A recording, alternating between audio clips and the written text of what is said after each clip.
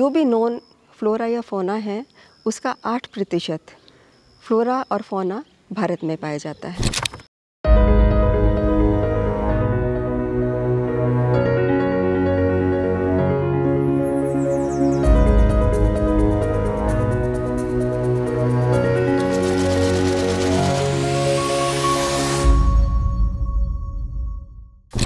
One अनुसंधान संस्थान, जो कि राज्य उत्तराखंड के देहरादून नामक शहर में स्थित है, वर्ष 1906 में स्थापित किया गया।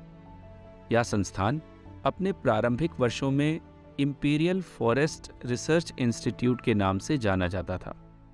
वन अनुसंधान संस्थान वन रेंजरों एवं वन अधिकारियों के शोध एवं प्रशिक्षण के लिए विश्वविख्यात है। इस संस्थान की वर्तमान निदेशिका डॉक्टर रेणु सिंह भारतीय वन सेवा की अधिकारी हैं। वे मेरठ विश्वविद्यालय से वानिकी वनस्पति विज्ञान में MSc एवं वनस्पति विज्ञान में MPhil की शिक्षा प्राप्त किए हुए हैं। वन नीति, वन प्रबंधन एवं वन अनुसंधान में इनकी विशेष रुचि है। वानिकी के क्षेत्र में लिंग एवं विकास, जलवायु परिवर्तन एवं अनुकूलन में इन्हें विशेषज्ञता प्राप्त है। एक फील्ड प्रैक्टिशनर के रूप में मध्य प्रदेश वन विभाग में काम करते हुए ग्रामीण समुदायों को शामिल करते हुए संयुक्त वन प्रबंधन की प्रथाओं को लागू करते हुए एवं वन से उनकी आजीविका संबंधी ज़रूरतों को पूरा करने का इन्हें व्यापक अनुभव है। आइए इनसे कुछ बातचीत करते हैं। आपके नज़रिए से एक आम व्यक्ति के जीवन में फॉरेस्ट की क्या भूमिका है या उसकी क्या अहमियत है? मेरे विचार से फॉरेस्ट मानव जीवन का आधार है। प्राचीन काल से ही मानव हमेशा फॉरेस्ट पर ही निर्भर रहा है। चाहे हमें फूड चाहिए या हमें टिम्बर हो या जो है कोई दूसरे फॉरेस्ट प्रोडक्ट हो, एक सामान्य जीवन यापन करने के लिए जो भी कुछ हमें चाहिए वो सभी फॉरेस्ट से आता है। और आज यदि हम जो है देखना चाहें कि मानव जीवन में फॉरेस्ट का क्या महत्व है, तो हम पाएंगे कि आज के युग में फॉरेस्ट का महत्व हमारे लिए बहुत अधिक बढ़ गया है। पुराने समय में यदि हम देखें तो फॉरेस्ट से हम ट्रेडिशनल फॉरेस्ट प्रोडक्ट्स ही जो है वो लेते थे। खाना हुआ या जो है हमें कोई अपने एग्रीकल्चर इम्प्लीमेंट के लिए जो है कोई चीज़ें लेनी हो, बनानी हो, या फिर हाउस कंस्ट्रक्शन के लिए कोई छोटा टिम्बर हमको जो है चाहिए, ये सभी चीज़ें जो है फॉरेस्ट प्रोडक्ट जितने भी हैं वो सभी मानव हमेशा से ही जो है वो फॉरेस्ट से लेकर आता रहा है।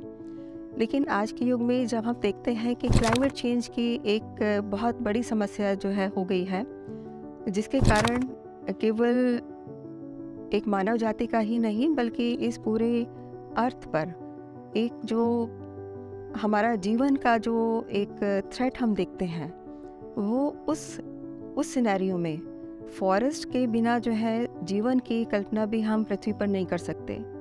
तो ट्रेडिशनल फॉरेस्ट प्रोडक्ट्स के अलावा आज के युग में फॉरेस्ट इकोसिस्टम की जो सर्विसेज हैं वो बहुत इम्पॉर्टेंट हो चुकी हैं। और ख़ास तौर से जब हम क्लाइमेट चेंज की तरफ, उसके सॉल्यूशंस की तरफ देखते हैं, तो फॉरेस्ट हमें एनवायरनमेंट फ्रेंडली ग्रीन सॉल्यूशंस देते हैं। आज हम सभी जानते हैं कि क्लाइमेट चेंज के कारण टेम्परेचर बढ़ रहा है, और टेम्परेचर बढ़ने के साथ साथ जो हमारा मॉइस्चर या जो है सॉइल की जो कंडीशन है वो सभी जगह पर वो चेंज होती चली जा रही हैं। ऐसे समय में पूरा विश्व फॉरेस्ट की तरफ देख रहा है। फॉरेस्ट कार्बन सिंक भी हैं और कार्बन डाइऑक्साइड उत्सर्जन के एक स्रोत भी है।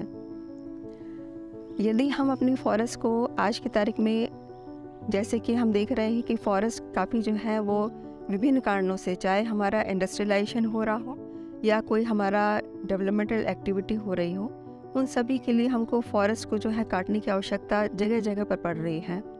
ऐसी स्थिति में फॉरेस्ट के कटने से हमारा जो क्लाइमेट है वो भी जो है प्रभावित हो रहा है। तो ऐसे समय में अगर हम फॉरेस्ट को देखें, अगर हम फॉरेस्ट काटते हैं तो कार्बन डाइऑक्साइड का एमिशन होता है, और कार्बन डाइऑक्साइड का एमिशन होता है तो जो हमारा क्लाइमेट चेंज है वो और जो है उसमें उसके दुष्प्रभाव को जो है वो हम देख सकते हैं। दूसरी तरफ यदि हम जो है अपने फॉरेस्ट रिसोर्सेज को अच्छी तरह मैनेज कर सकते हैं, उनको जो है काटना बंद करते हैं, या उनको काटने से जो कार्बन डाइऑक्साइड का उत्सर्जन हो रहा है उसको यदि हम कम कर सकते हैं, तो ना केवल हम जो हमारा कार्बन डाइऑक्साइड का जो एमिशन है उसको भी रोक सकते हैं, बल्कि चूँकि हमारे फॉरेस्ट जो है वो कार्बन सिंक का भी काम करते हैं, तो जो एटमॉस्फेयर में कार्बन डाइऑक्साइड है वो फॉरेस्ट उसको जो है लेते हैं और अपने अंदर जो है वो बायोमास के रूप में उसको लॉक कर लेते हैं। तो इस तरह से जो है कार्बन डाइऑक्साइड के कारण या दूसरी जो हमारी ग्रीन हाउस गैसेज हैं उनके बढ़ने से जो क्लाइमेट चेंज बढ़ता चला जा रहा है, उसके दुष्प्रभाव जो बढ़ते चले जा रहे हैं, उन सभी को कंट्रोल करने में फॉरेस्ट की बहुत ही महत्वपूर्ण भूमिका है। क्लाइमेट चेंज के संदर्भ में पूरा विश्व आज फॉरेस्ट बेस्ड मिटिगेशन की बात कर रहा है और आज क्लाइमेट स्मार्ट फॉरेस्ट्री की बात हो रही है।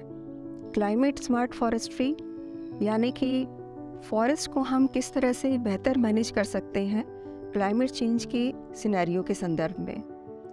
तो इस क्लाइमेट स्मार्ट फॉरेस्ट्री के अंतर्गत बहुत सारी स्ट्रेटजी जो है वो बनाई जा रही हैं, जिसके कारण हम ऐसा जो है अपना जो इकोनॉमिक डेवलपमेंट है वो ऐसा हो कि जिससे कि डेवलपमेंट भी हो सके और फॉरेस्ट मैनेजमेंट की जो स्ट्रेटजीज़ हैं वो भी ऐसी हो सकें जिससे कि फॉरेस्ट का जो रेजिलियंस है या फॉरेस्ट का जो एडेप्टेशन है क्लाइमेट चेंज के प्रति वो अच्छी तरह से हो सके, और उसी के साथ साथ जो क्लाइमेट चेंज है, ग्रीन हाउस गैस का एमिशन है, वो भी फॉरेस्ट एरिया बढ़ाने के साथ साथ उसका जो है मिटिगेशन भी हो सके। वर्तमान में भारतीय संदर्भ में आपके हिसाब से फॉरेस्ट की स्थिति क्या है? अर्थ का लगभग 30% हिस्से में फॉरेस्ट है और लगभग 4 बिलियन हेक्टेयर पूरे विश्व में फॉरेस्ट है। विश्व की इस फॉरेस्ट संपदा का 2% भाग भारत में है। भारत में लगभग 81 मिलियन हेक्टेयर फॉरेस्ट है, जो कि भारतवर्ष के कुल ज्योग्राफिकल एरिया का लगभग 25% है। उसी के साथ में यदि हम देखें कि हमारे ये भारतवर्ष में किस प्रकार की जो है फॉरेस्ट टाइप्स हैं, तो आप पाएंगे कि लगभग सभी तरह के फॉरेस्ट टाइप्स भारतवर्ष में मौजूद हैं। चाहे हम ड्राई या मॉइस्ट ट्रॉपिकल फॉरेस्ट की बात करें या टेम्परेट फॉरेस्ट देखना चाहें, माउंटेन या एल्पाइन फॉरेस्ट देखना चाहें या स्क्रब फॉरेस्ट, ये सभी फॉरेस्ट टाइप्स भारत में आपको मिलेंगे। तो इस तरह से हम कह सकते हैं कि भारत में जो फॉरेस्ट हैं वो विविधता से भरपूर हैं। जहाँ तक इंडिया की फॉरेस्ट की बात है, तो इस संदर्भ में मैं आपका ध्यान एक और चीज़ की तरफ आकर्षित करना चाहूँगी, जो कि बहुत ही इम्पॉर्टेंट बात है इंडिया में फॉरेस्ट कवर के संबंध में। पूरे विश्व में हम देखते हैं कि ऐसे गिने चुने ही देश हैं जहाँ पर कि फॉरेस्ट एरिया बढ़ रहा है, लेकिन जब हम भारत की तरफ देखते हैं तो हम पाते हैं कि भारत में लगातार जो है फॉरेस्ट वो निरंतर बढ़ रहा है और भारत दुनिया के ऐसे देशों में तीसरे नंबर पर है। पूरे विश्व में annual net gain in forest area China में सबसे ज़्यादा है, उसके बाद ऑस्ट्रेलिया और तीसरे नंबर पर भारत। भारत की अगर हम जैव विविधता की बात करें तो भारत एक बहुत ही जैव विविधता की दृष्टि से बहुत ही समृद्ध देश है।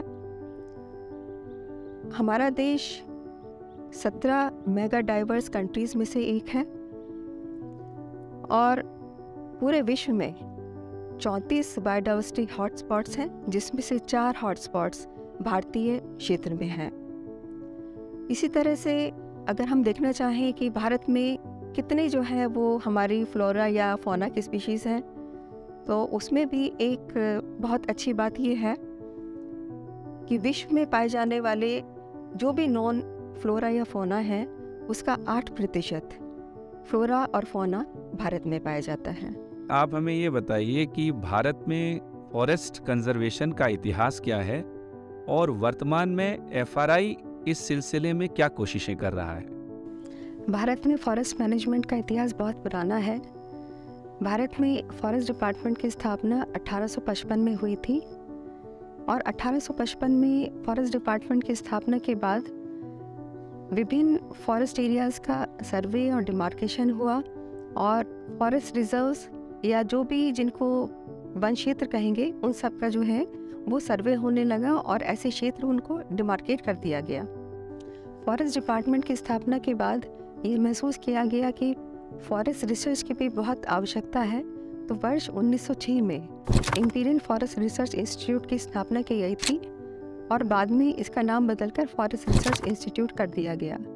तो इस प्रकार आप देखेंगे कि फॉरेस्ट रिसर्च इंस्टीट्यूट का इतिहास लगभग 116 वर्षों का है। शुरू से और आज तक फॉरेस्ट्री के क्षेत्र में फॉरेस्ट रिसर्च इंस्टीट्यूट में बहुत ही इम्पॉर्टेंट शोध हुए हैं।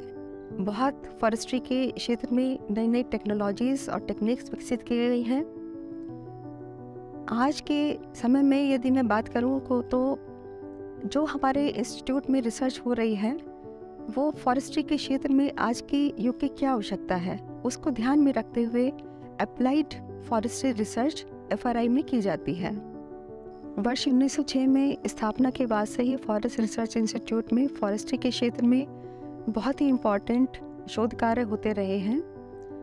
ब्रिटिशर्स के समय में जो एक फॉरेस्ट की परिकल्पना थी वो रेवेन्यू जनरेशन और जो उस समय पे रेलवे लाइन्स बिछाई जा रही थी उनके लिए टिम्बर के लॉग्स की आवश्यकता थी।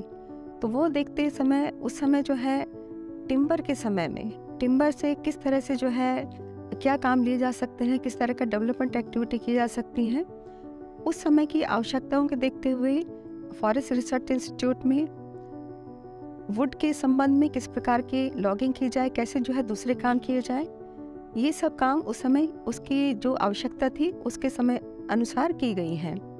बाद में जैसे जैसे फॉरेस्ट सेक्टर से अपेक्षाएं और जो चिंताएं थी फॉरेस्ट सेक्टर की उन सब में बदलाव होता गया, तो फॉरेस्ट की जो रिसर्च थी यहाँ संस्थान में जो रिसर्च हो रही थी उन सब में भी जो है चेंजेस होते चले गए हैं। आज के समय में आवश्यकता है कि कैसे हम जो हमारे फॉरेस्ट हैं, फॉरेस्ट की स्थिति अगर हम देखें तो बहुत ही चैलेंजिंग है।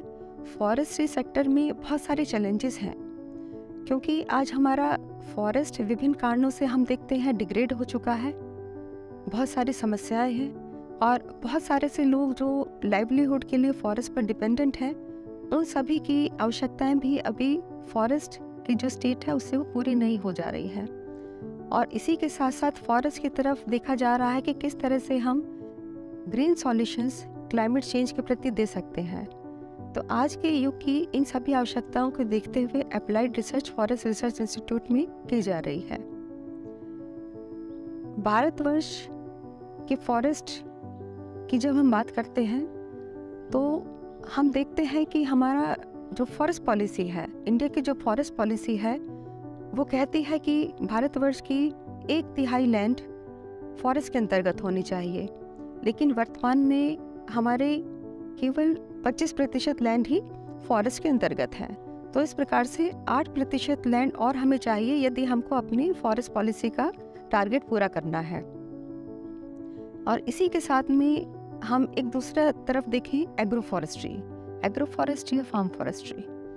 आज के समय में एग्रो फॉरेस्ट्री और फार्म फॉरेस्ट्री की बात सभी जगह की जा रही है और इसका कारण है कि भारत में वुड का जो डिमांड एंड सप्लाई की स्थिति है उसमें बहुत गैप है। इस गैप को पूरा करने के लिए इंडिया में बाहर से वुड की ज़्यादातर जो है वो इंपोर्ट की जा रही है। इंपोर्ट करके ही इस गैप को पूरा किया जा रहा है। फॉरेस्ट रिसर्च इंस्टीट्यूट में गुड क्वालिटी के जर्म प्लाज्म और अभी जो हमारे वुड के जो ट्रेडिशनल सोर्सेज हैं, जो ट्रेडिशनल टिम्बर ट्री स्पीशीज़ हैं, उनकी जगह पर हम अल्टरनेटिव ट्री स्पीशीज़ कौन सी दे सकते हैं और कौन सी हम जो है फास्ट ग्रोइंग या बेहतर प्रोडक्टिविटी वाली टिम्बर स्पीशीज़ दे सकते हैं, उस तरह के ट्री इम्प्रूवमेंट प्रोग्राम पर काम किया जा रहा है। फॉरेस्ट रिसर्च इंस्टीट्यूट ने कई सारी प्रजातियों की जो है नई उन्नत प्रजातियां रिलीज़ की हैं। एफआरआई से यूकेलिप्टस, पॉपुलर, मिलिया, कोरम्बिया, शीशम, इनकी बेहतर और उन्नत प्रजातियां वो रिलीज़ की गई हैं।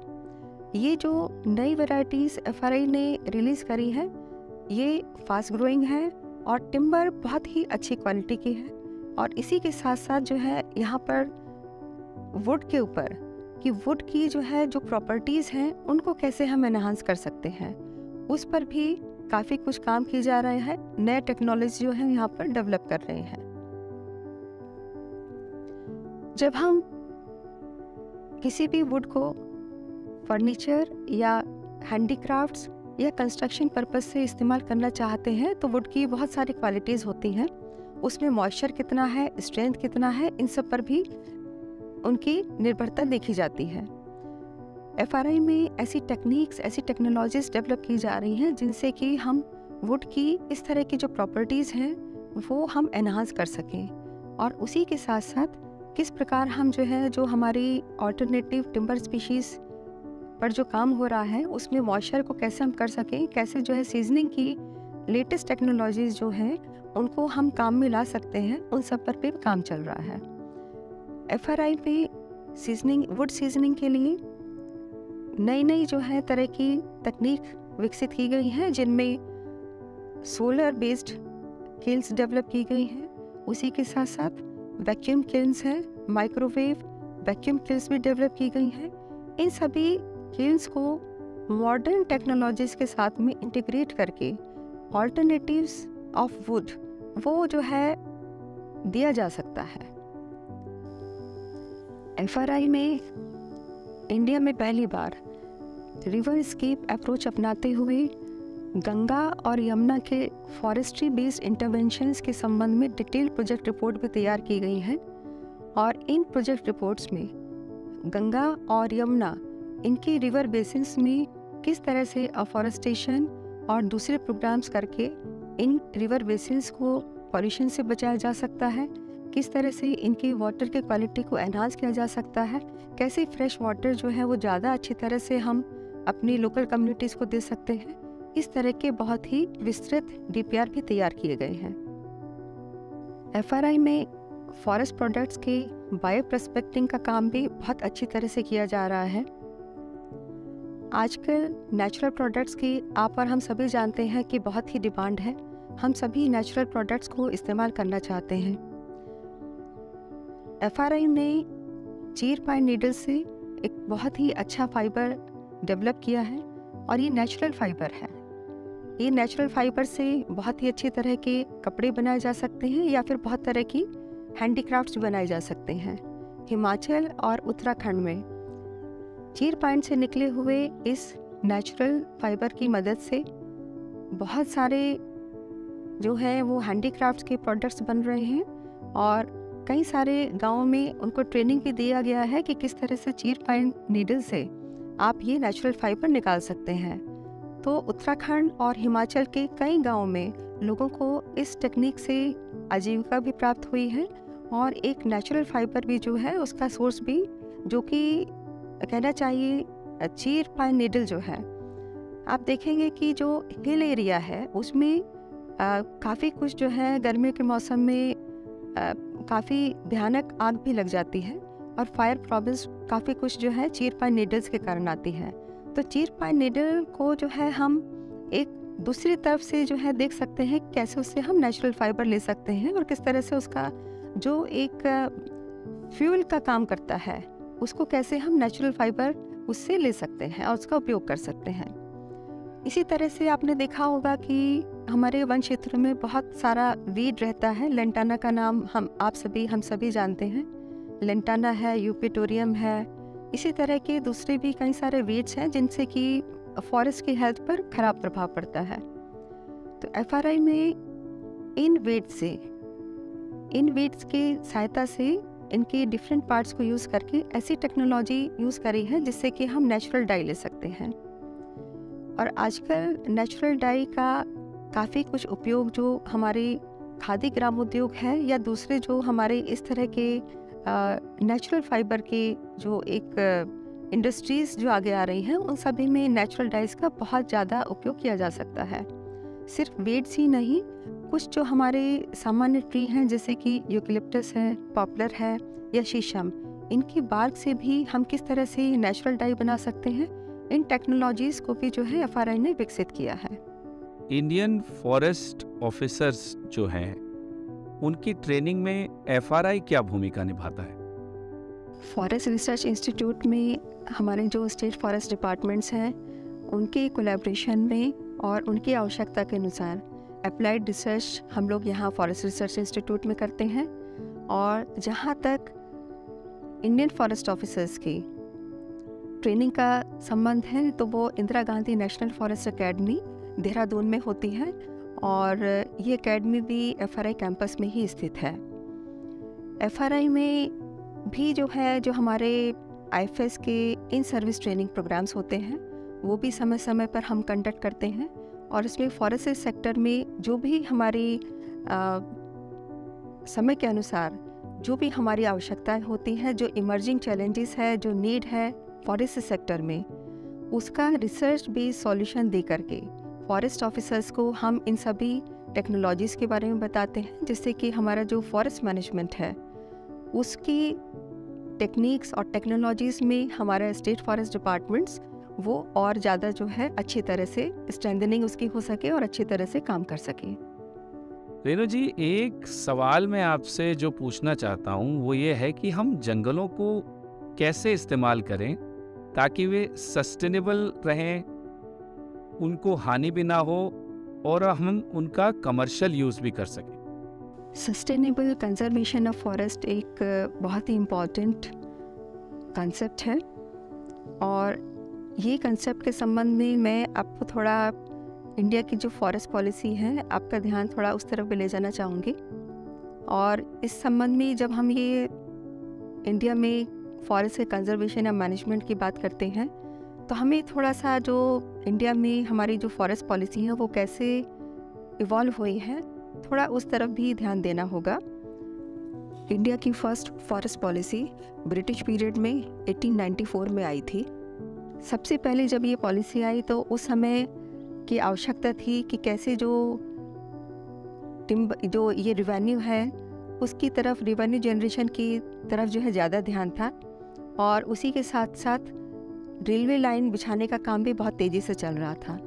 तो फॉरेस्ट से कैसे जो है कितनी ज़्यादा से ज़्यादा टिम्बर ले सकते हैं, कितना ज़्यादा से ज़्यादा रिवेन्यू ब्रिटिश सरकार को मिल सकता है, उसका जो है उस समय पर ध्यान था। तो जो हमारी 1884 की जो फर्स्ट पॉलिसी है उसका पूरा एम्फेसिस रिवेन्यू जनरेशन और टिम्बर लेने की तरफ था। उसके बाद में हम देखें जो इंडिपेंडेंस के बाद में हमारी दूसरी फॉरेस्ट पॉलिसी आई है 1952 में। इंडिपेंडेंस के बाद में इंडिया की आवश्यकता थी इंडस्ट्रियलाइजेशन की और उससे भी बड़ी आवश्यकता थी एग्रीकल्चर की। हमारे जो फूड क्रॉप्स हैं उनकी प्रोडक्टिविटी ज़्यादा बढ़ाने की और एग्रीकल्चर लैंड उस समय कम थी, तो एग्रीकल्चर लैंड बढ़ाने की भी हमारी एक जो है प्रायोरिटी थी। तो इन सब उस समय की जो आवश्यकताएं थी, सोसाइटी की, कंट्री की जो आवश्यकताएं थी, उसको ध्यान में रखते हुए जो हमारी सेकेंड फॉरेस्ट पॉलिसी है उसने भी एम्फेसिस दिया फॉरेस्ट से ज़्यादा एम्फेसिस दिया गया एग्रीकल्चर के विस्तार पर। और उसी के साथ साथ रिवेन्यू जनरेशन भी जो है वो एक इम्पॉर्टेंट आवश्यकता थी। तो फॉरेस्ट भी उस समय एक रिवेन्यू कैसे जो है फॉरेस्ट से ज़्यादा ले सके उसको ध्यान में रखते हुए फॉरेस्ट पॉलिसी ने अपनी एम्फेसिस उस चीज़ को दिया गया। अब जो है उसके बाद में आप देखें 1952 के बाद में फॉरेस्ट की एग्रीकल्चर की जो आवश्यकता थी वो मीट आउट करने के लिए फॉरेस्ट का जो है काफ़ी कुछ जो है फॉरेस्ट हमारे कटे हैं और कई सारे हमारे डेवलपमेंट प्रोजेक्ट हुए हैं कंट्री की आवश्यकताओं को देखते हुए। तो उन सभी आवश्यकताओं के कारण फॉरेस्ट की जो है काफ़ी कुछ कटाई हुई है और हमारे जो फॉरेस्ट क्षेत्र थे वो काफ़ी कम हो गए और एग्रीकल्चर एरिया जो था उसका एक्सपेंशन हुआ।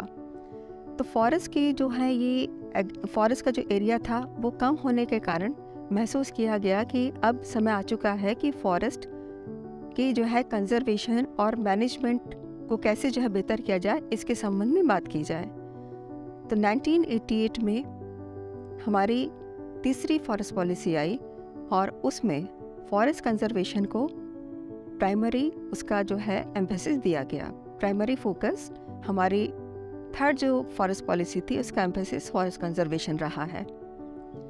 उसी के साथ में फॉरेस्ट को कैसे हम बेहतर तरीके से कंजर्व कर सकते हैं, कैसे मैनेज कर सकते हैं, उसके लिए पीपल पार्टिसिपेशन को बहुत ही महत्वपूर्ण समझा गया और लोकल कम्युनिटी की सहायता से फॉरेस्ट मैनेजमेंट की बात की गई। और इसी के साथ में फॉरेस्ट कंजर्वेशन के साथ साथ फॉरेस्ट का जो इकोलॉजिकल सिक्योरिटी या एनवायरमेंटल सिक्योरिटी देने का जो काम है, जो एक वैल्यू है इकोलॉजिकल सिक्योरिटी की, उसको भी जो है रिकॉग्नाइज किया गया, उसको भी एम्फेसाइज किया गया। तो इस प्रकार से जो 1988 की पॉलिसी थी उसके बाद से फॉरेस्ट कंजर्वेशन का जो है वो कंसेप्ट आया और फॉरेस्ट जो है वो काफ़ी कुछ जो है उनके मैनेजमेंट में भी तरीके में भी बदलाव आया। और जहाँ तक लोगों की लाइवलीहुड की बात है तो भारतवर्ष में लोकल कम्युनिटीज़, ख़ास तौर पे जो हमारे ट्राइबल्स हैं, जो हमारे विभिन्न जनजातीय समूह हैं जो वन क्षेत्रों में रहते हैं, वो हमेशा से ही न सिर्फ अपने खाने पीने के सामान के लिए या अपनी दवाइयों के लिए बल्कि अपनी आजीविका के लिए भी हमेशा से ही फॉरेस्ट पर ही निर्भर रहते रहे हैं।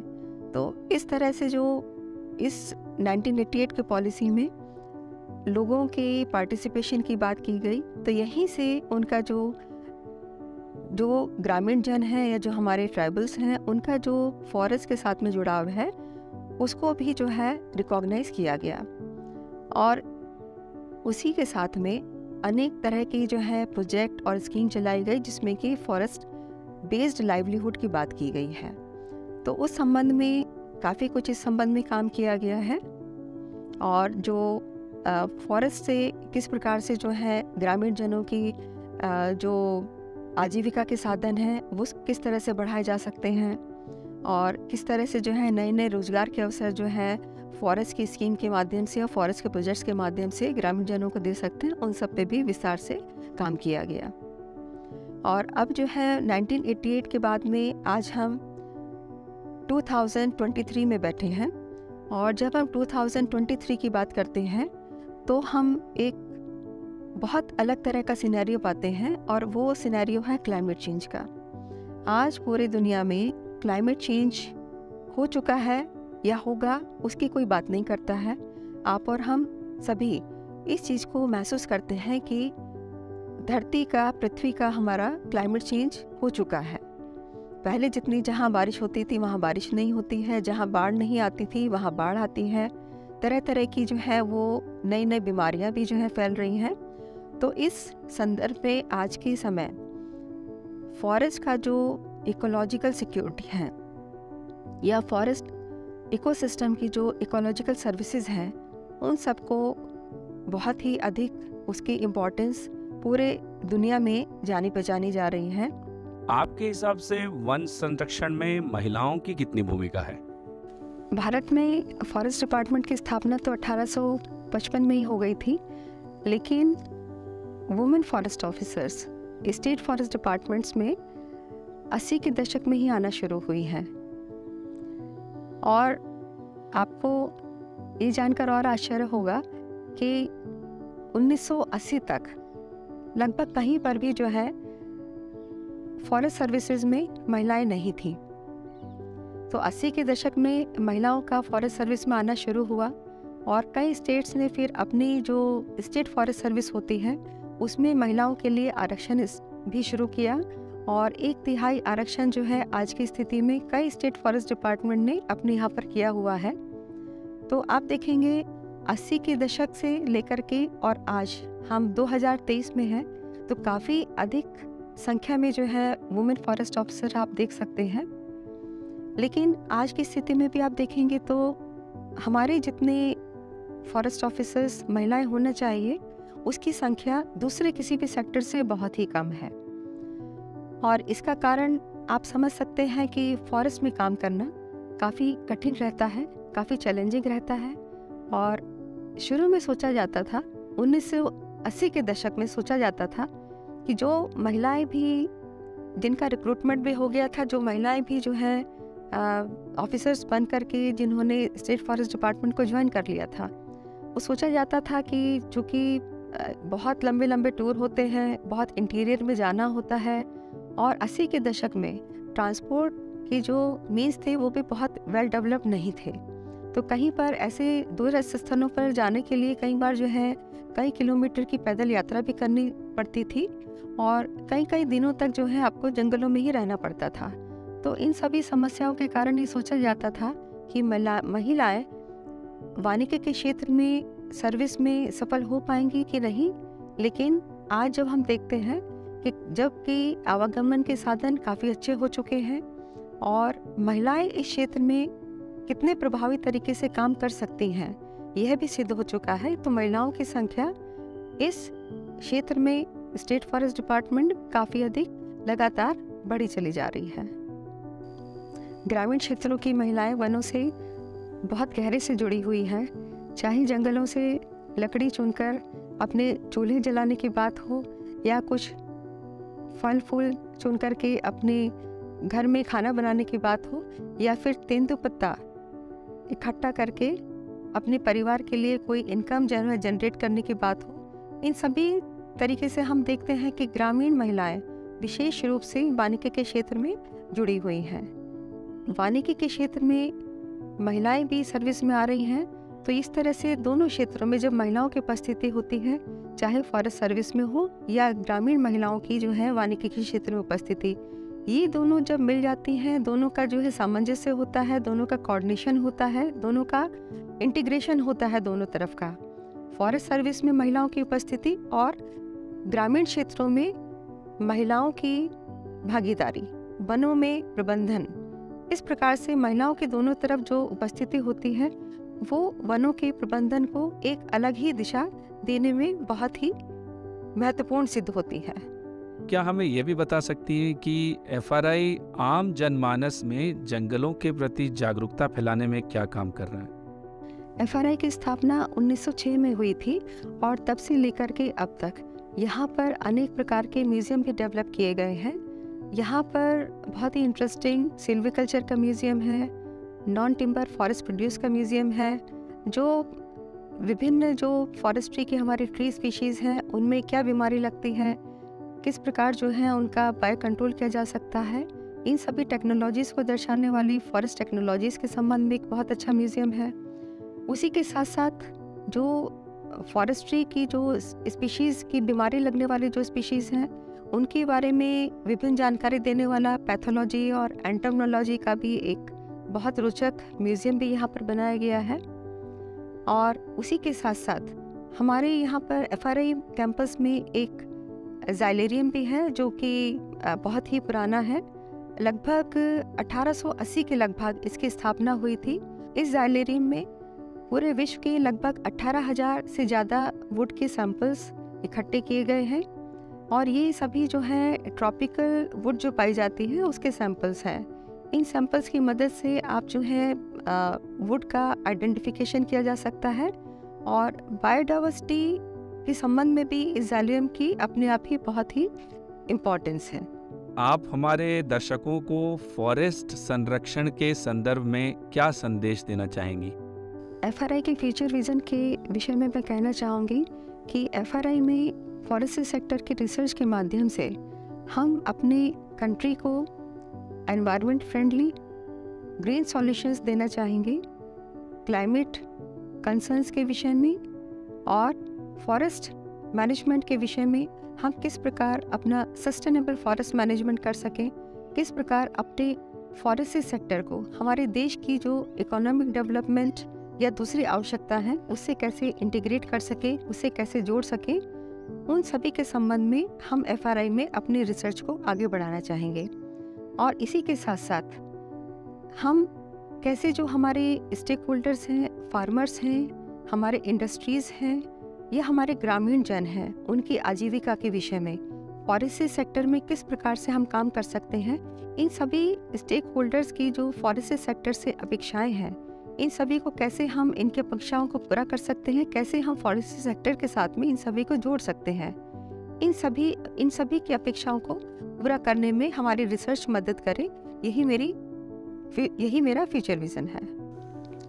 फॉरेस्ट रिसर्च इंस्टीट्यूट अपनी स्थापना वर्ष 1906 से लेकर के लगातार आज तक फॉरेस्ट सेक्टर में रिसर्च और एजुकेशन के संबंध में निरंतर काम करता रहा है।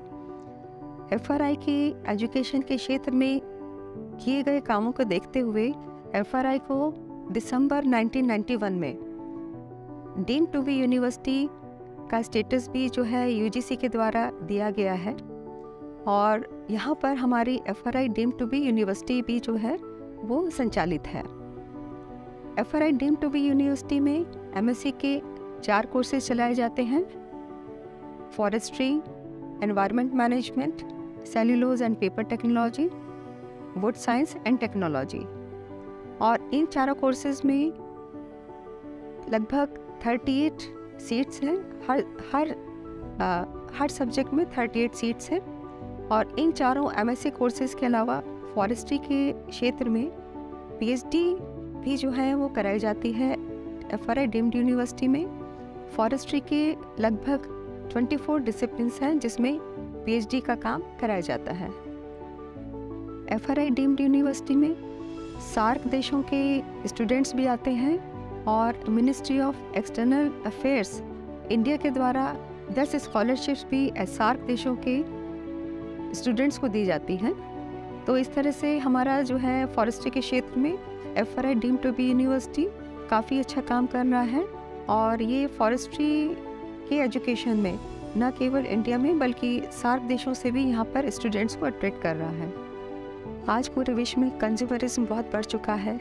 हमारी सबकी लाइफस्टाइल ऐसी हो चुकी है कि अर्थ पर जितने हमारे रिसोर्सेज हैं वो सभी उसके लिए पूरे नहीं पड़ रहे हैं। ये एस्टिमेट किया गया है कि आज मानव को ये जो अर्थ पर जितने रिसोर्सेज हैं वो सभी जो है पूरे नहीं हैं, और हमारी करंट जो लाइफस्टाइल है उसके लिए हमको एक नहीं बल्कि 1.6 अर्थ चाहिए। मैं अपने स्टूडेंट्स और अपनी फ्यूचर जनरेशन से यही आग्रह करना चाहूँगी कि हम अपनी लाइफस्टाइल ऐसे रखें कि जिससे कि हम ना केवल एक क्वालिटी ऑफ लाइफ जी सकें, बल्कि हमारे जो अर्थ के नेचुरल रिसोर्सेज हैं, जो हमारे फॉरेस्ट हैं, उनको भी हम बचा सकें और उनको भी जो है बेहतर तरीके से मैनेज कर सकें। इस प्रकार से हम अपनी सोच आगे बढ़ाएं और अपने फॉरेस्ट रिसोर्सेज को बचाने की दिशा में आगे प्रयास करें।